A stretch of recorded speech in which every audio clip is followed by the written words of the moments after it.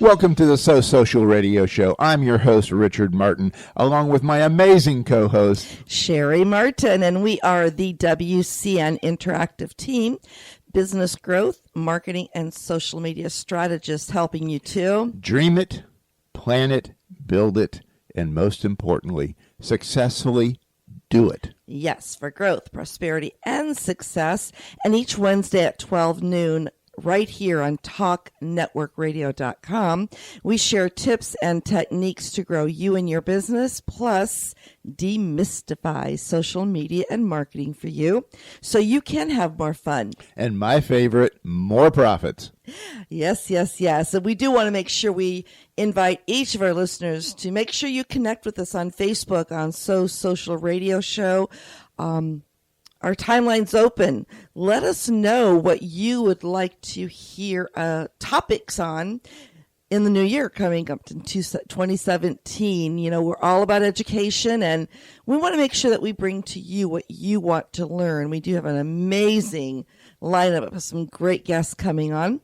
We have an awesome guest in the studio today. He drove all the way from Orlando. So before we shout out to our sponsors and partners, just want to say hello, Tim, and welcome. Thank you for having me. Hello. And we'll, of course, do an official introduction to Tim because he's got an amazing bio here, and I love to read these bios, you know. But he's also a phenomenal friend, so we're excited he's here with us. All right, let's give a shout out to our So Social Radio Show sponsors on that. I'd like to begin with Toastmasters, a world leader in communications and leadership development. Find out how you can improve your speaking and leadership skills by visiting toastmastersd84.org. And Nancy Hohen, who is the area director, or the regional director, I think it is, with Toastmasters in the Florida area, will be our first guest of 2017. So I'm excited. Very excited. Yeah, about that, Nancy was with us here this first of the quarter, and she'll be sharing a lot of great tips on leadership and networking. Fantastic. Looking forward to it. And Computer Rich LLC, your personal tech support. You can visit Computer Rich by going to mycomputerrich.com and find out how you can get an initial consultation and evaluation at no charge, or give Computer Rich a call at 321-482-4567. And my charity of choice, the AVET Project, which stands for American Veteran Empowerment Team, helping and support all of our veterans here by donating to avetproject.org. You can also listen to them. They have a radio station on a different network. Listen to American Warrior Radio Show every Saturday morning at 11 a.m. on AM 1510 WMEL. And, of course, we always want to give a shout-out to Constant Contact, who we are partnered with. They're an award-winning company empowering small businesses and nonprofits to grow and succeed through email marketing. You can be a marketer with one toolkit, one login. Go to bit.ly/WCN free CT. That's bit.ly/WCN FREECTCT, and you can actually get started growing your marketing list with a free 60-day account. EverythingBrevard.com is a Brevard County, Florida community website. They're another one of our sponsors, and you can keep up to date with everything that's happening in Brevard and get your business listing on EverythingBrevard.com. Of course, if you too would like to learn how you can be a So Social Radio Show guest, advertiser, sponsor, or partner, visit SoSocialRadioShow.com and send us an email, and we'll connect and have a fun conversation and see how we can give you some more exposure here on TalkNetworkRadio.com, where you can get a global reach. Love it. Great way to start off the new year. Definitely. Well, I'll tell you what, I just want to get down to our conversation here with Tim because I have been spreading the message about today's show all over Facebook, Google Plus, LinkedIn, Twitter, and I've had a lot of people message me excited about hearing more, especially about the topic today, which is going to be all about how you can actually have, how important it is to have a social media strategy when you're really focusing on your career online, understanding the importance of what you need to be, steps you need to be taking. So a little more information first about Tim Lesnick. He is an experienced headhunter, recruiter, and client manager that builds talent-driven organizations for Vaco Orlando. As a local expert in the field of hiring and recruiting, and with over 15 years of experience, Tim has placed over 3,000 applicants into jobs. He is a partner in the firm and handles IT client services for Vaco Orlando, LLC, a specialized staffing and consulting firm in Maitland, Florida, where they do interview and place a wide variety of talent throughout Florida. Tim tells his clients he does two things. I help build careers, and I help build best-in-class companies. So welcome again, Tim, and just honored to have you drive all the way from Orlando and join us here today. Not that far. It's my pleasure. Yeah, we were just over there last evening. We went with my son and my daughter-in-law. We were actually near the Maitland area in Winter Park, at the Calvary Church there, and we got to view the Nutcracker. And Nice. I did give Richard a choice on the ballet there, but he had fun. It was good. I really enjoyed it, and they had a lot of youngsters, little youngsters on there that were just amazing. They were darling, like 3 and down type kids, and it was just amazing. They were so cute. And then we finished off, since we're in Orlando, couldn't leave without going to the Cheesecake Factory. I don't blame you. so had fun. Absolutely so. Expand a little bit more on what you do, because what is my word, talent scout, headhunter? I mean, what does that exactly mean in how you help people? Yeah, there's a lot of different ways to describe what I do and what my firm does. Just in short, so my company is called Vaco. We're in our 16th year of business, and I've been with the firm for 10 years.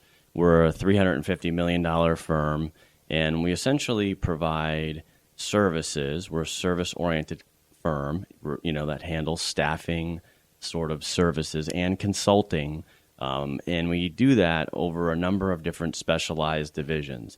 So in short, we've worked hard to say it as simply as possible, right, that we help people with their careers, and we help companies, or help our clients build best-in-class companies. So the reality is we meet with folks that are looking to make a job change either now or in the future. That would be whether they're active or passively looking for a new opportunity.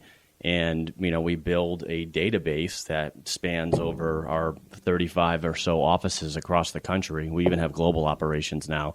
It's been a great success in terms of growing. But the reality is we don't really achieve anything unless clients hire either contingent workers from us or full-time employees from us. Mm-hmm. And so we try to consult and get engaged with our clients on what their hiring strategy is and help them effectively get the right talent at the right time, and advise them what the trends in the market are and what talent might be available in certain areas to help them build their company to grow and be competitive and be successful.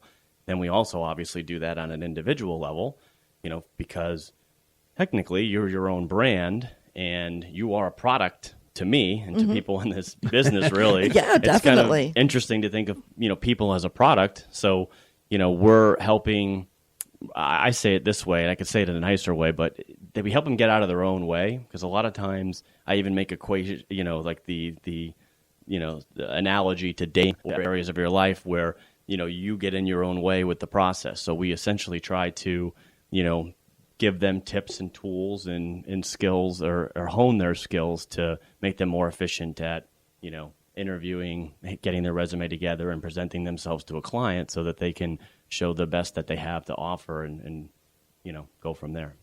Definitely. And I did promise our audience that we would definitely coax you in here later on in the show and giving some of those tips and tricks and do's and don'ts. I think we can twist your arm for that here a little bit, right? Absolutely. All right. So everyone, make sure you grab that pen and paper, because I know a lot of what Tim is going to be sharing today is really going to be beneficial for so many of you, whether you have an existing job right now and you want to make some changes in 2017, and also employers that are looking to add additional employees coming in 2017, and some of the things you may want to take a look at as well and look for. Talking about resumes, having put together a few on my own, I know there's a bunch of landmines that are right in the middle of all of that. But how much detail or specificity do you need to go into in putting a resume? I mean, how detailed do I need to be?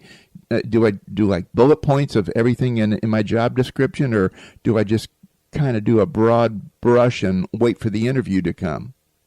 Yeah, so resumes are a good place to start, right? Because there's a lot of opinions out there, as there are many things. You can get a lot of, good information, bad information, So my professional opinion, this is one guy's opinion based on his experience, but, the reality is my opinion is formulated by what my clients are looking for and asking for over many years, and then, synonymously with my 500 business partners across the country, and we, meet regularly to stay on top of the trends and what's important, right? So I highly recommend, and think about yourself. Too many people think about what they think looks like a good resume it can be individualized, is what I mean. Not to get, too caught up in that. I say we want to see a timeline. We want to know where you worked and what you did while you were there. It's as simple as that, right? So the fancy resumes that have the one full page summary, I don't think I've ever read a full executive summary of someone's background ever. That's interesting. And thousands and thousands of resumes that I've been through. Maybe after the fact, after I've decided and talked to them and was a good candidate, then I'll read through it. But up front, I guess is what I mean, right? So I want to look for, if I'm trying to hire someone for a software development position, let's say they're a .NET developer, I'm looking for them to be a software developer and a .NET developer in particular in their most recent job, right? It's pretty much as simple as that. So, and if you think about that, we think that way. We want to know where you've been, how much time you've spent there, and rather than regurgitate a company job description, we don't want to read a company job description on your resume.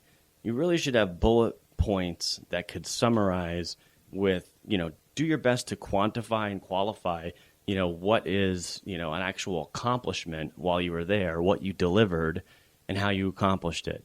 I do a lot of IT now. Over the years, I've placed folks in many different areas of profession in IT. We want to know, what every piece of software, right, that well.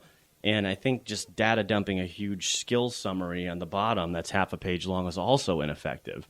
People want to know what you used in that particular job. So I say, some real quick rules. Keep it under 2 pages, no matter how long you've been in the business. You should be able to, been in your career is. Maybe onto a 3rd page, but you're starting to push it, right? Don't cram it all into 1 page and make it just this crazy summary where, it's hard to get any value out of it either, right? So, for me, a couple of points. One thing that I do is I still go with an objective or something that I use as a profile at the top that kind of summarizes where you're at in your career and what you're looking for, or maybe some unique value added, a sentence or two that are, specifically yours. And eyes naturally fall about 1/3 down on the page. So I want to see below your name and maybe a little summary of some sorts, however you want to do it, what your job was and what you did while you were there. And to just add to that for a moment, I urge folks to take creative liberties, because you may be an office manager in your job, for example, but they call you the receptionist. However, you may handle just about every single thing a normal office manager would handle, and you're qualified to be an office manager if you're leaving your job. Just because they called you a receptionist, you're not going to get called out by your former employer and say, well, she was just the receptionist.